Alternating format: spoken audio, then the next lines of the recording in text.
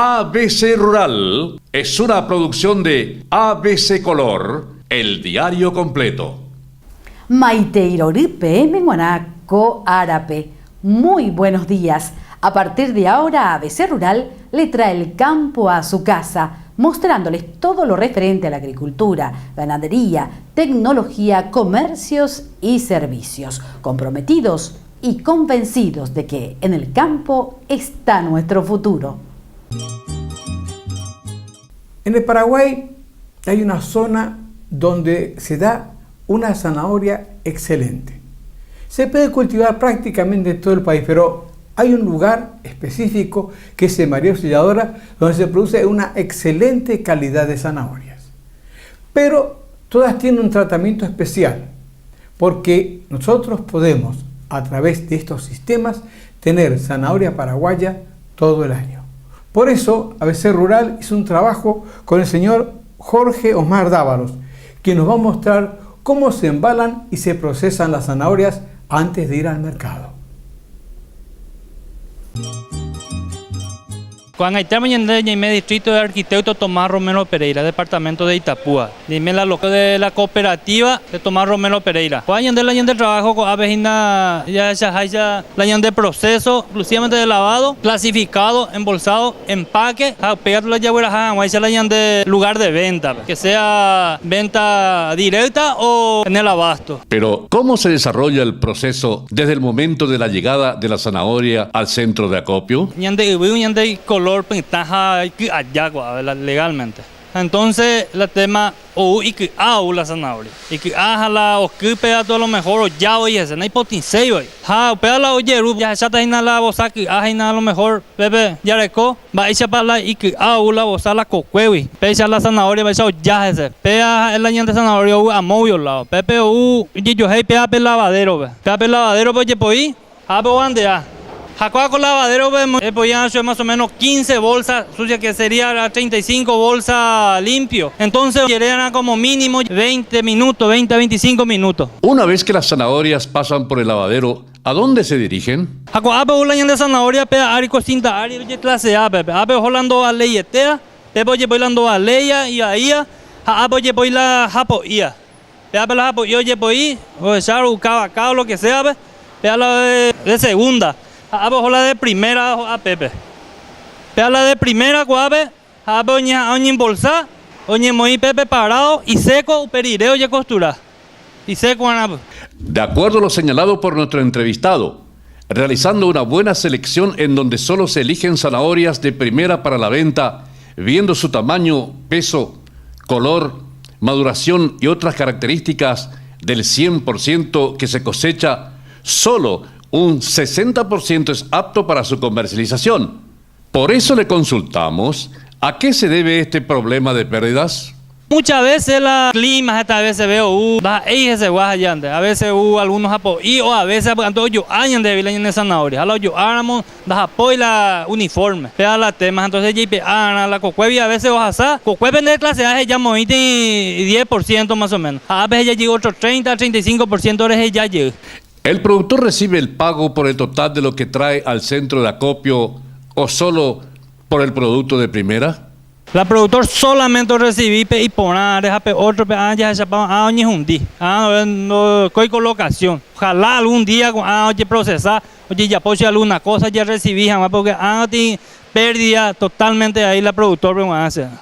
Según el señor Jorge Dávalos, parte de la zanahoria que es descartada se utiliza para alimentación de animales. Sin embargo, el resto se tira ya que no cuentan con alguna fábrica o equipo para convertir el descarte en jugo, mermelada u otro producto, o sea, para darle un valor agregado y que no se pierda. ¿Cuánto tiempo dura la zanahoria una vez embolsado y si no es almacenado en una cámara de frío?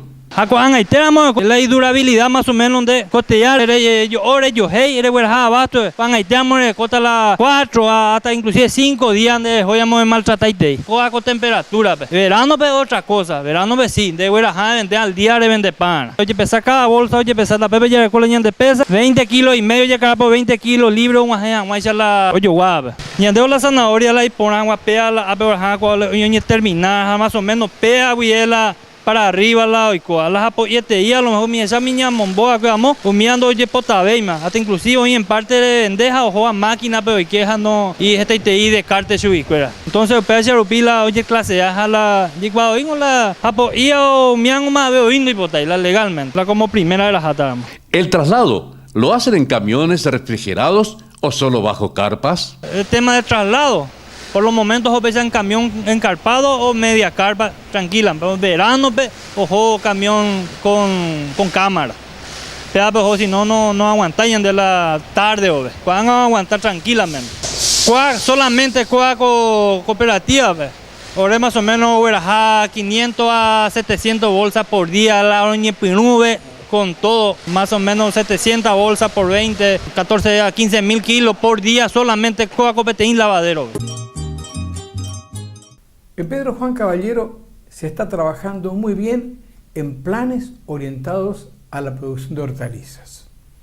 ABC Rural hizo un trabajo con el productor Ovidio Siqueira, quien nos habla de la importancia del uso de defensivos agrícolas para que estos no dañen a los cultivos.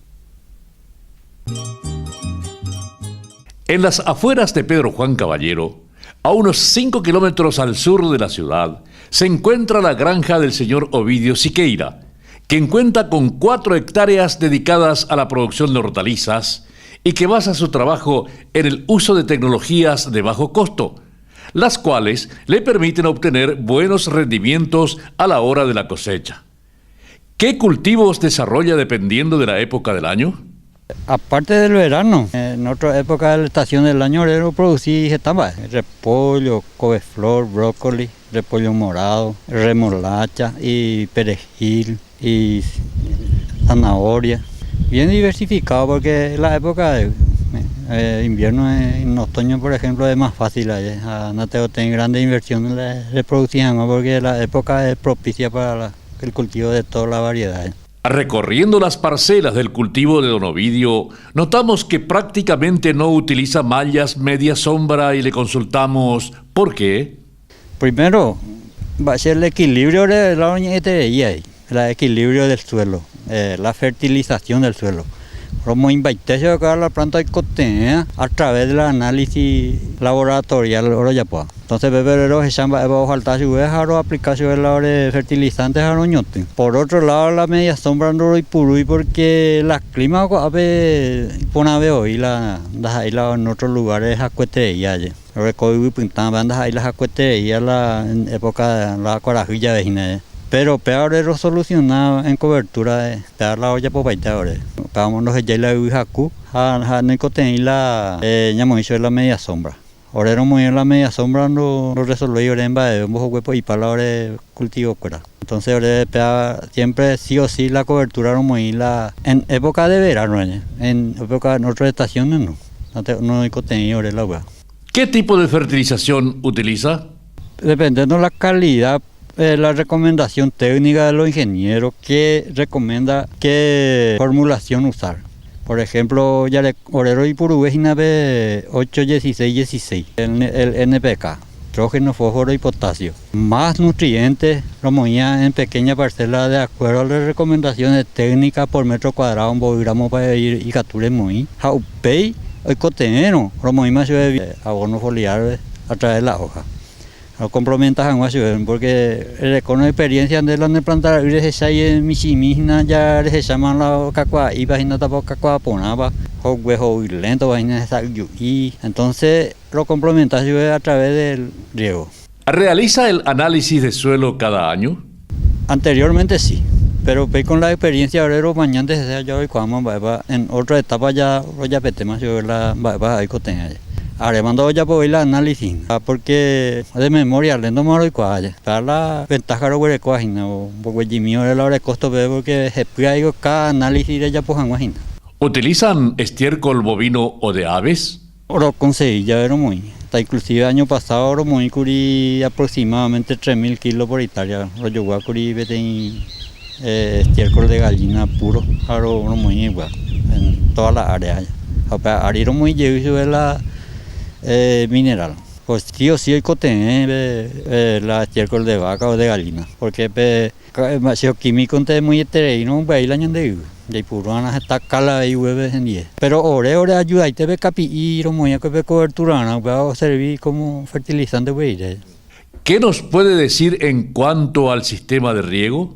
Dos faltas ya nada. Orego lo producí por haber endocrino. Orero por la medida exacta de planta es para la cantidad de agua que tenía al día. Pero el endocrino que yo ahí y para la ñande.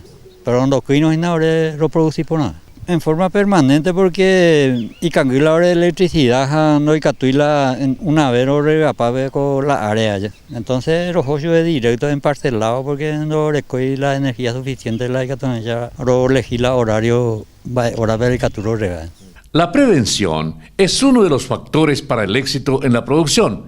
¿Es así? Pepe allí ya es agüecha en la equipo va a puana, por ejemplo, si de catuino ambos hasta pedía X y no ambos hasta si de catuino hubo la otro se suplente porque pea prevenía porque de pona utajande hina hizo y utajande lembu y utajande así. Entonces la prevención Pepe la funciona y no ambos hasta de macho es puja preventivo o no ve que ñamo la curativo que pea se pete y oye anían al año de cáncer y demás o uñan de la problemas anda en catuve miña solucionar prevenir que curarse yo sí o sí betin dia oye elegí uñas hinañen bo aplicaban o betin defensivo ya o peañen bo hasano pedía agua era un vapor y de orgánico be curir ya la hora convencional be ya peante malo y puro ya ando y puro be mi la veneno mía la hay producción orgánico y te la hora de producción porque era y puro la abono químico pero la hora es secreto allá. Si en un recorrido en su parcela va encontrando insectos chupadores, ¿cómo haría para controlar el problema antes de que se agrave? Orero y purugá, por ejemplo, tem material ya a ajo, a pimienta en grano. Ahora ya puede alcohol carburante ni. Ya por la de puja, ya vos a saber es poderoso repelente, cuando para la bicho porque la orgánico venía de yuca y la bicho, ya un montón de eso acá estaban en hora socio y ahí ven ahora ayudar combatir ahora y perjudicial. Don Ovidio nos comentó que en verano prácticamente gran parte de su producción está concentrada en el cultivo de diversas variedades de lechuga, que es lo que más se consume. También tuvimos la oportunidad de conversar con una de las personas que habitualmente compra hortalizas de Don Ovidio Siqueira. Él mismo nos dijo su nombre y nos contó cómo es su sistema de trabajo. José Vitalino da Silva, eu sou brasileiro, vou fazer 60 anos, sou casado no Paraguai, minha esposa é paraguaia, aqui em Pedro Juan Cavalheiro, aí eu compro aqui e vendo no Brasil, já tem um ano e 2 meses por aí que eu compro com ele, muito bueno, muito lindo, ó. Não tem defeito, eu venho à tarde, colhemos para amanhã cedo eu entregar a meus clientes que já tem. São de comércio pequeno, residência, lanchonete no Brasil, em Ponta Porã. De domingo de tarde a sexta de tarde, menos sábado de tarde não. Levo 30 lechuga, 20, 30 cebolinha, perejil, couve, blocos, repolho. Tem preço diferenciado, porque produto bom o cliente vai gostar. E produto, se for pequeno, o cliente não vai querer. Todos os produtos têm salida muito boa. Tanto faz lechuga, perejil, todos são buenos. E eu encho meu carrinho até que cabe. O carrinho é forte, muito bom, de primeira. En ABC Rural tenemos la visita de un industrial, gente que apoya al campo, a la producción, a la agroindustria. El licenciado Arturo Fernández de Biosport, quien nos va a hablar qué está haciendo el Paraguay para procesar lo que el productor lo hace en el campo. Bienvenido a ABC Rural, licenciado. Muchas gracias, doctor Giver, muchas gracias por la invitación. Para mí es un privilegio estar compartiendo con usted su programa. Porque hablamos de agroindustria, pero ustedes vemos que están haciendo cosas muy importantes. El sésamo, hablábamos de exportación, que hicimos el otro día un programa con el ingeniero Eloy Bollino. Pero ahora vamos a hablar del sésamo, por ejemplo, y otras cosas más, que ustedes lo industrializan, o sea, le dan el valor agregado. Asimismo, como le comentaba fuera de cámara, nosotros Exportamos sésamo desde hace 10 años más o menos a países muy exigentes con la calidad y la inocuidad como son Japón y Alemania. Y dijimos hace un par de años atrás, ¿por qué no apostamos también a darle valor agregado a través de la industrialización? Bueno, y estamos con nuestra línea Flavor Food, con una gama de productos que es para la exportación, pero también para el mercado local. Claro. Con la misma calidad y la misma inocuidad exigen los mercados de exportación. Claro, porque si, por ejemplo, Japón, el sésamo que mandamos, que es uno de los mejores, como el de escoba blanca, Sí. ellos tienen unas exigencias muy grandes. Asimismo, si Japón está pagando un buen valor por estas semillas, ¿por qué? Porque eso se paga por la calidad y por la inocuidad, y por qué no también empezar a consumir aquí a nivel local, ¿verdad?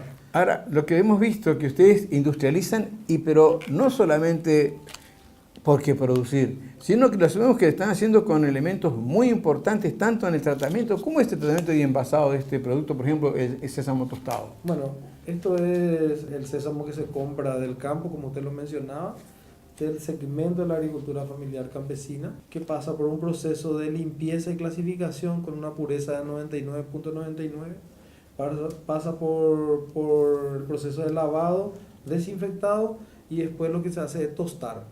Y en este caso, esta es una semilla que ya tiene sal y pimienta. Esto, por ejemplo, es solamente sésamo lavado, ¿verdad? Y también hay otro que no traje, que es solamente sésamo lavado y tostado. Bueno, esto es una barra de sésamo, ¿verdad? Que, como le mencionaba, también pasa por todo el proceso de clasificación, lavado. Esto se tuesta y lo que se hace es caramelizar con azúcar orgánica. Bueno. Entonces, O sea que aprovechan otro producto paraguayo. así mismo. Entonces, tenemos la barra de sésamo. Y estas son galletitas con harina de chía, Vamos a harina de abrir ahí, sésamo y harina de arroz, que son libres de gluten. Donde también lleva semilla de chía y semilla de sésamo. Y ya ves, casi artesanal, realmente es pensando en la familia, pensando en los chicos. Ya ves que el envase también es un envase. Claro, y aparte de eso, eso también podría ser incorporado dentro del desayuno de los alumnos en las escuelas. Esa es la idea, esa es un poco la propuesta que nosotros también le hemos hecho al gobierno, que este tipo de productos se puedan introducir dentro del programa La Merienda Escolar, donde se cierra todo un proceso y toda una cadena. Es decir, se compra materia prima de la agricultura familiar campesina, se le da valor agregado y eso vuelve y retorna a estas familias. Con garantía de calidad, porque el envase es hermético, tiene fecha de vencimiento, tiene un tratamiento, tiene una higiene garantizada, o sea, tiene un montón de valores agregados. ¿Por qué? El desayuno es fundamental para que el alumno pueda tomar conciencia y aprender. Si el alumno no está alimentado, o sea, cualquier persona, ¿cuál es la comida más importante? El desayuno. Y esto sería algo fundamental. Así mismo, y sobre todo, yo sé que hoy los programas, los presupuestos son muy ajustados, pero no por querer llegar a más chicos le vamos a tener que dar cualquier cosa. Claro. Es importante que se sepa lo que se le está dando y qué sentido tiene lo que se le está dando. O sea, ¿qué le estamos dando? Le estamos dando omega 3, omega 6, omega 9, antioxidantes. Hay un punto que me gustó mucho que dijo usted, que es, este chico de San Pedro, caramba, esto lo produjo papá. O sea, eso se hizo en casa. O sea, exacto. Y se cierra un ciclo. Y ese es un punto muy importante para tener en cuenta. O sea, ¿qué hace la agroindustria nacional? Es lo que se trabaja en el campo, se va a la industria. Parte va afuera, que es bueno, pero también parte queda acá. Así que queremos cerrar esto para decir que hay algo muy importante, que se empiezan a cerrar los ciclos, la producción con la industria. Así mismo. Y tener en cuenta también, por ejemplo, el detalle de los envases. Claro. ¿Verdad? A veces no solamente el producto, sino que cómo le está llegando ese envase. Que garantiza la calidad. Sí, es el grado de alimento. Y no porque sean los chicos del campo tengan que llegar con cualquier presentación. Entonces, Yo creo que es importante tener en cuenta, cierto, el precio tiene que ser competitivo, pero tener en cuenta también la calidad y la inocuidad. Que los chicos vean, coman algo sabroso y sobre todo nutritivo y que tenga inocuidad. Exacto. Eso es importante. Hemos tenido la oportunidad de conversar con alguien que trabaja mucho en la agroindustria, que es el licenciado Arturo Fernández de Biosport, a quien agradecemos mucho por estar con nosotros, licenciado, y gracias por compartir con la audiencia de ABC Rural lo que el Paraguay puede en agroindustria. No, muchísimas gracias a usted, doctor. Le felicito por su programa y le deseo mucho éxito y que continúe y que realmente a través de su programa y a través de su trabajo también nosotros los industriales nos sintamos apoyados y fortalecidos para continuar con esta tarea de darle valor agregado a las materias primas. La carne paraguaya tiene un gusto especial y es fundamentalmente por el trabajo que hace con el ganado mantenido en pasto. Pero cada región tiene una pastura diferente y cada región puede desarrollar pastos que le son característicos. Por eso, ABC Rural hizo un trabajo con el ingeniero Alfredo Salinas de Ayud, que nos hablará sobre el pasto camarotillo, una especie que está destinada a zonas húmedas y anegadizas. Durante un recorrido realizado por el equipo de ABC Rural por el departamento de Ñembucú, tuvimos la oportunidad de observar diversos tipos de pasturas y ofertas forrajeras que pueden ser aprovechadas por los animales, sean de pisoteo, de corte o de agua. Otra especie que forma parte del abanico de posibilidades para los productores en el campo es una especie natural que crece en el agua mismo, ¿verdad? Uno puede observar todo esto que vemos en el agua es el famoso pasto conocido como camalotillo. Es la Leercia exantra, que es una especie típica acá de los humedales. El valor de esta especie radica en que es altamente tierna la especie y es muy palatable. Es conocida por su característica, diríamos ya, el crecimiento exuberante en el agua. El animal cuando esto pastorea, lo agarra de esta manera. Al doblar la lengua por el pasto, empieza a arrastrar muchas otras plantas, ¿verdad?, que están alrededor. Y como la raíz es muy profunda, ¿verdad?, entonces lleva mucho de raíz también cuando consume el animal la especie. ¿Qué se puede rescatar de este pasto dentro de lo que es el manejo estratégico de los animales? Es de que la propia naturaleza, así como afecta con inundaciones, la propia naturaleza también les ofrece a los animales también la posibilidad de que puedan sobrevivir con estas especies forrajeras naturales. Esta es una especie natural de Ñembucú, ¿verdad?, natural que crece en el agua misma, ¿verdad? Así como incluimos las especies que hemos introducido, ¿verdad?, como el nilo, la humidícola, la Berkeria humidícola, también queremos rescatar el valor de estas especies nativas del Ñembucú, ¿verdad? ¿El pasto camalotillo crece solo en agua o una vez que bajan las aguas de inundaciones se mantiene en el suelo?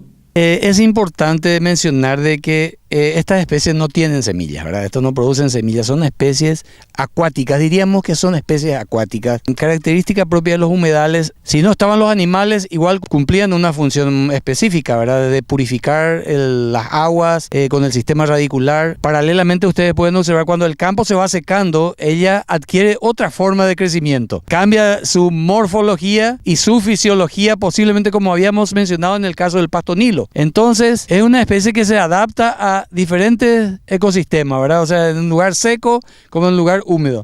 Esto es la estampa del Ñembucú. En todo prácticamente el Ñembucú uno puede observar camalotillo de esta manera. Ustedes pueden ver inclusive algunas aves ahí, ¿verdad?, que están buscando alimento dentro del camalotillar. No hay problema aquí, no hay plagas y enfermedades. Uno no puede observar plagas ni enfermedades. Es un ambiente totalmente natural, sano, por sobre todas las cosas, sano.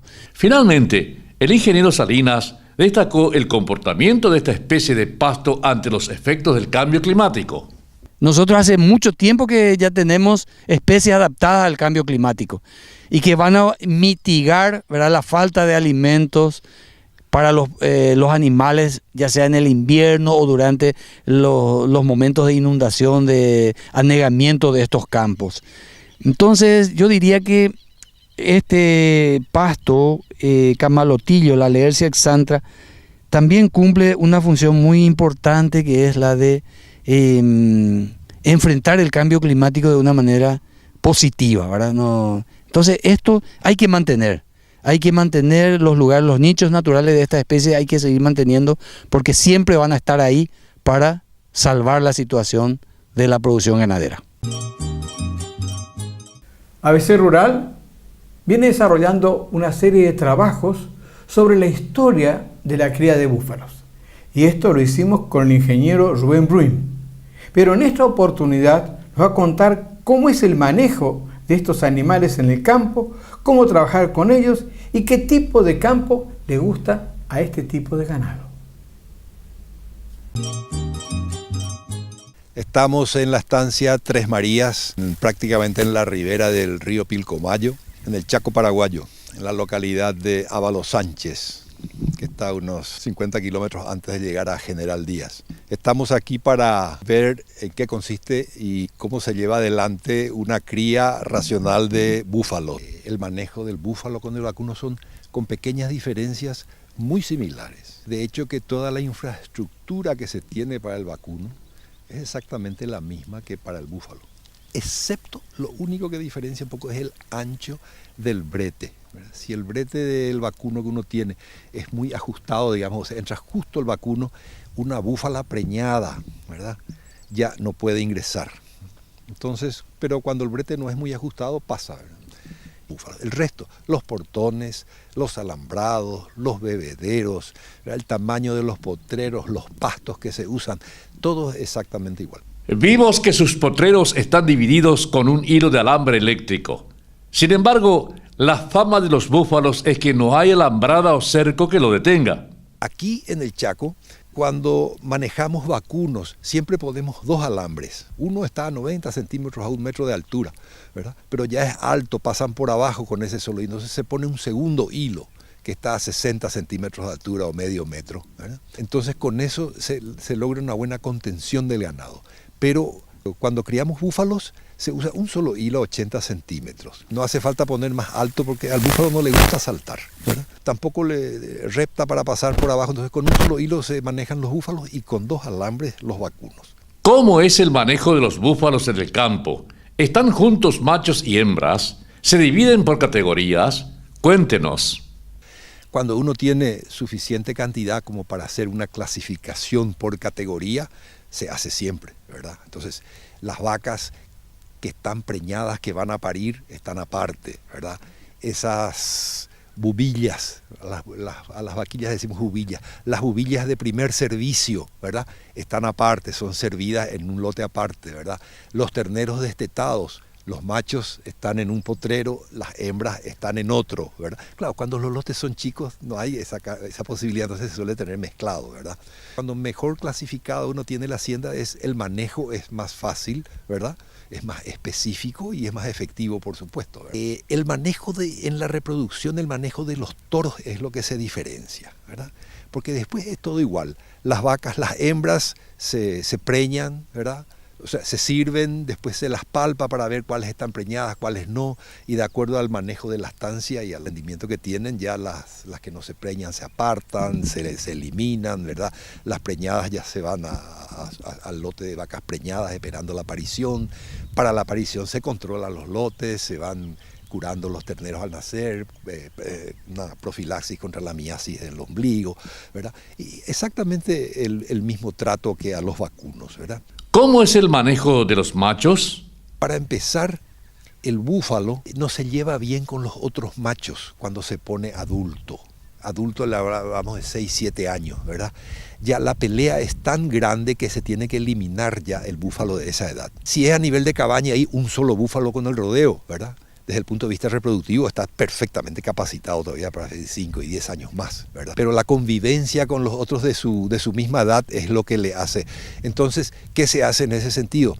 Los machos que se ponen son todos jóvenes y si es posible que sean todos originarios del mismo lote. O sea, cuando uno compra búfalos de alguien que los produce, digamos, compra del mismo carimbo y que se hayan criado juntos. Entonces van 2 o 3 años más la convivencia, en convivencia sin problemas.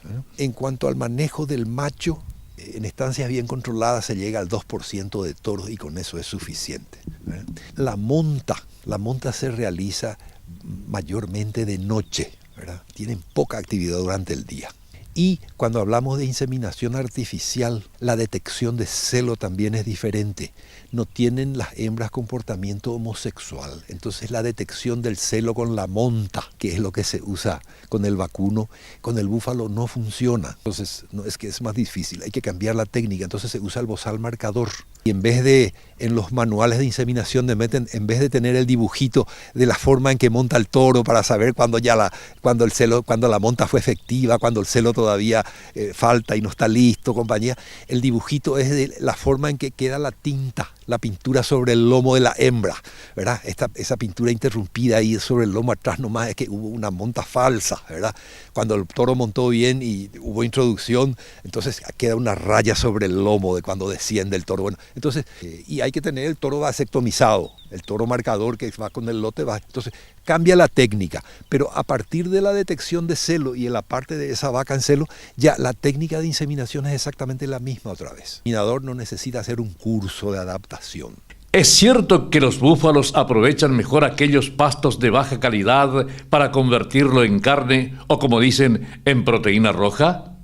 En cuanto al manejo del aprovechamiento del pasto, aquí todos los búfalos están en rotación permanente y diaria. La rotación de potreros, 1 cada día. Hemos visto ya en la filmación la mudanza de potrero de uno a otro, todo con alambrado eléctrico y el manejo es absolutamente a pie, ¿verdad? El caballo, la gente que maneja usa el caballo para llegar al lugar, pero ahí desciende y es a pie como se hace todo el manejo. Los potreros son todos de 3 hectáreas, ¿verdad? 3 y 2 hectáreas, ¿verdad? Tenemos búfalos en rotación en praderas naturales, ¿verdad? Que aquí en esta zona son gramillares, ¿verdad? Que es lo que sale en las planicies de inundación del río Pilcomayo. Y en las zonas donde el río Pilcomayo no alcanza tenemos pasturas de Gatton Panic, ¿verdad? En ambos lugares hay búfalos.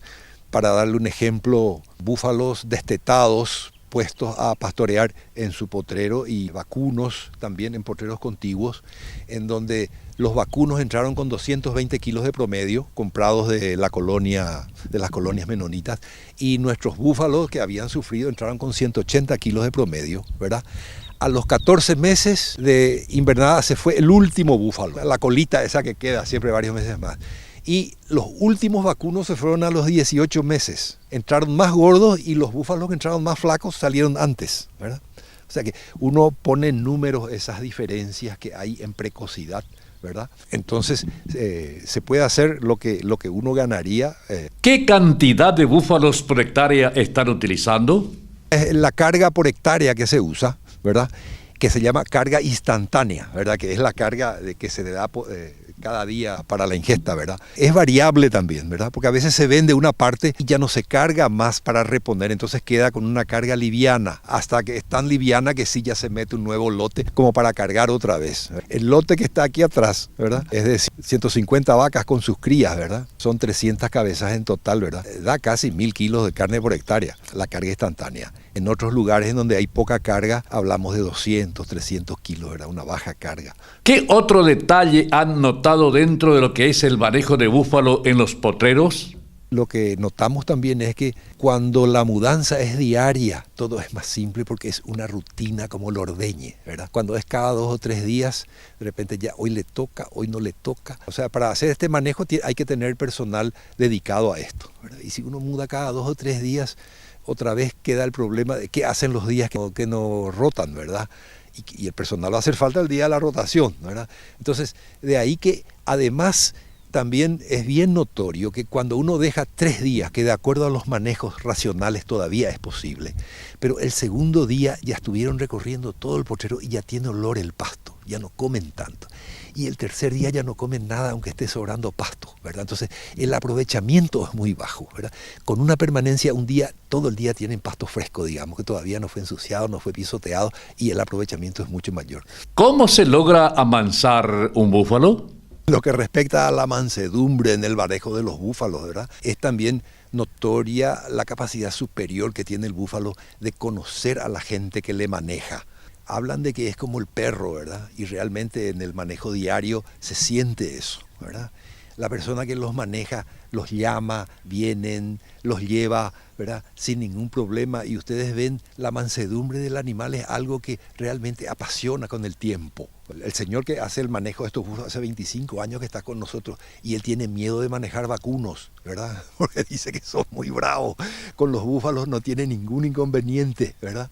De manera que el mito que corre de que el búfalo es un animal bravo, ¿verdad? Salvaje, realmente es absolutamente erróneo, ¿verdad?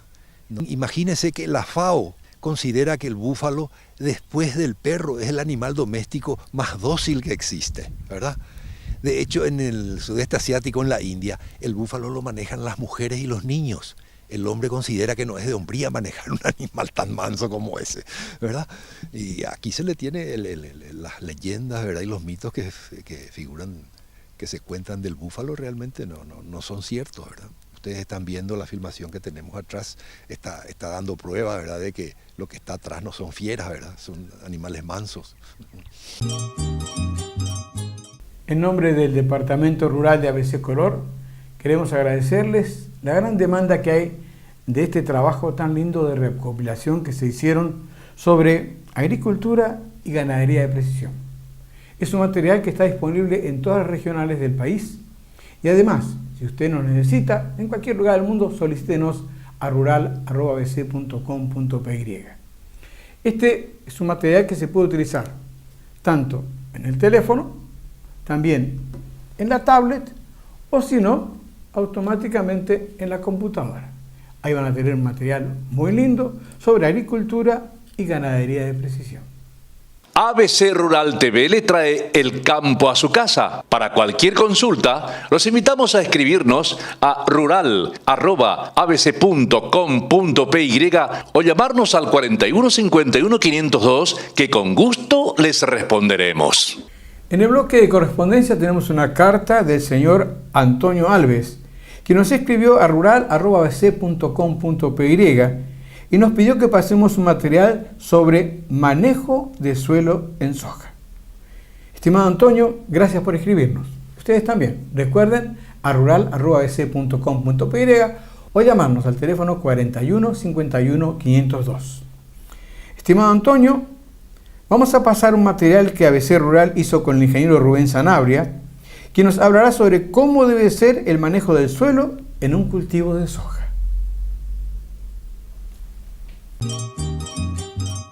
Bueno, lo que nosotros notamos es que el cultivo anterior a esto era el maíz. Ustedes pueden ver de que esto se convierte totalmente en materia orgánica.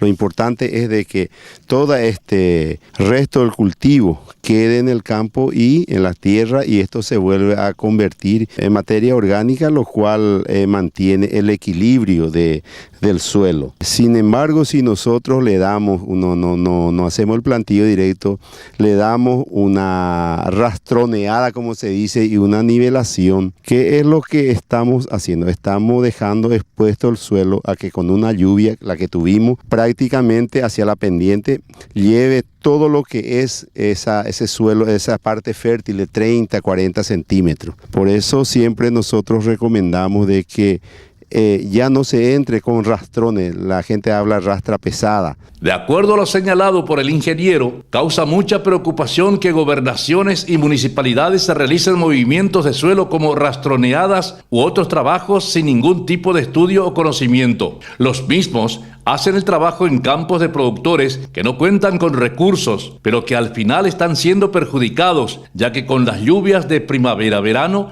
las aguas se llevan todos los nutrientes de ese suelo, el cual queda aún más empobrecido. Pero ¿cómo es el efecto de las lluvias sobre el suelo mal trabajado? Y eso arrastra, el suelo no puede penetrar todo en el suelo, hay pendiente y arrastra. Entonces, ¿qué estamos haciendo? El efecto negativo. Estamos tapando las nacientes que están bordeando las partes bajas, los arroyos colmatándose partículas de tierra y también perdemos esa fertilidad de ese suelo que tenemos 30 centímetros, que es la riqueza en sí para producir alimentos. Eso es lo que tenemos que tener en cuenta. El técnico nos habló sobre la importancia de los microorganismos en el suelo. Nosotros vemos acá que era maíz. Deja un rastrojo muy importante, ¿verdad? Importantísimo, deja allí abajo, hay microorganismos. Muchas veces la desinformación dice de que se mata todo. Aquí, abajo de esto tenemos nosotros microorganismos, tenemos insectos que realmente vuelve a descomponer esto y lo convierte en materia orgánica. Entonces, ¿qué es lo que se usa? Esto está siendo atacado por insectos. Pasamos un insecticida, pero pasamos un insecticida que no tiene efecto negativo sobre los enemigos naturales que nosotros le llamamos. Existen insectos benéficos que parasitan esos insectos que vienen a comer esta hoja.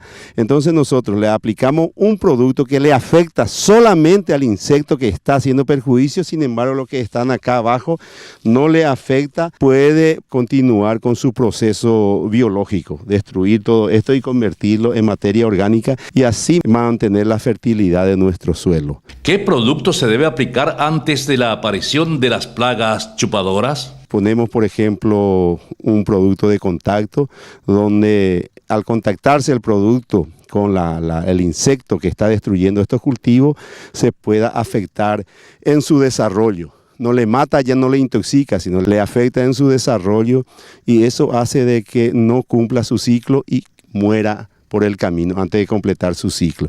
Es decir, se usa productos biológicos, lo llamamos nosotros. A la consulta de ¿en qué momento se deben aplicar los productos biológicos para el control de plagas?, el profesional señaló. Nosotros normalmente ya aplicamos un producto para que la semilla que estaba en este lugar germine bien. Eso lo protege ya, eso lo protege al cultivo ya por 15 o 20 días, tiene un poder residual, le llamamos.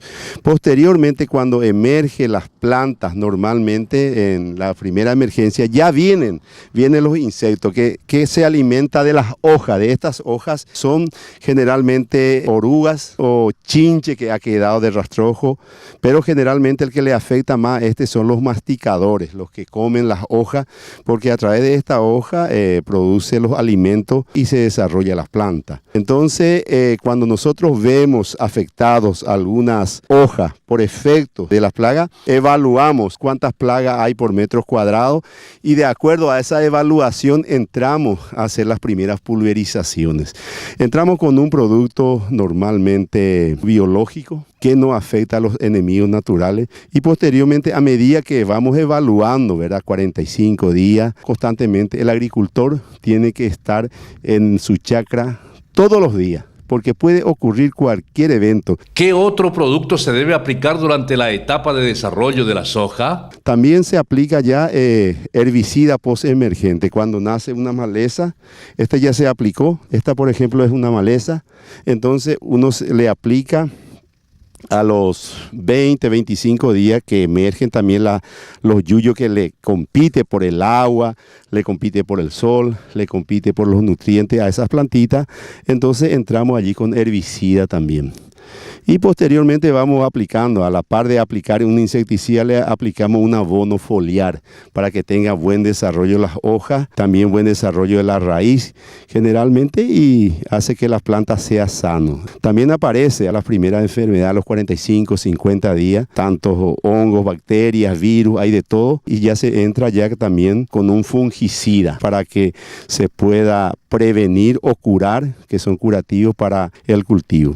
Durante la nota se podían ver en las imágenes cómo se había plantado el maíz ya que fue cosechado y cómo se plantó la soja. Consultamos por qué se cruzan. Bueno, por varios factores. Generalmente la forma de plantar es siempre en contra de la pendiente. Si nosotros tenemos una pendiente de este lado, tenemos que cruzarle.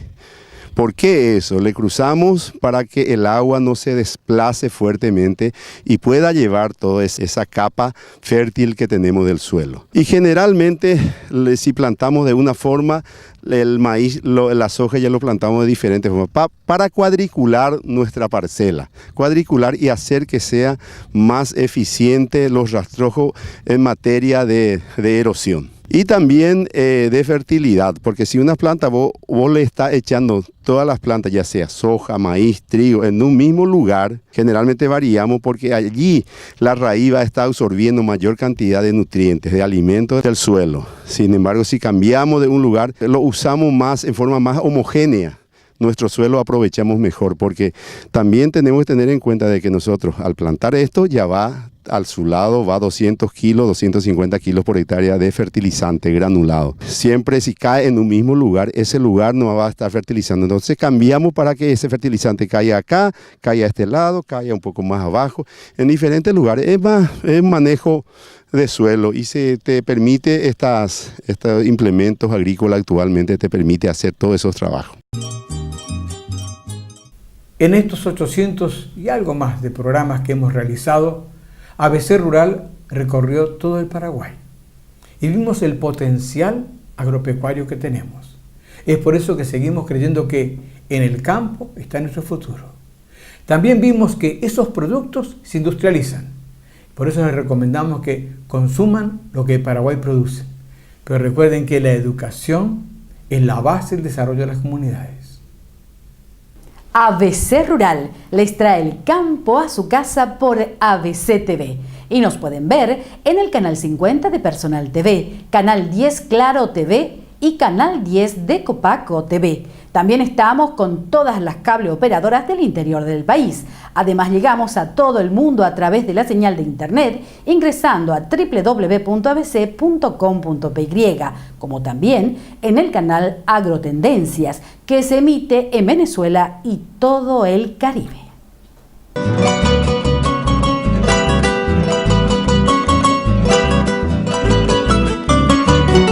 ABC Rural fue una producción de ABC Color, el diario completo.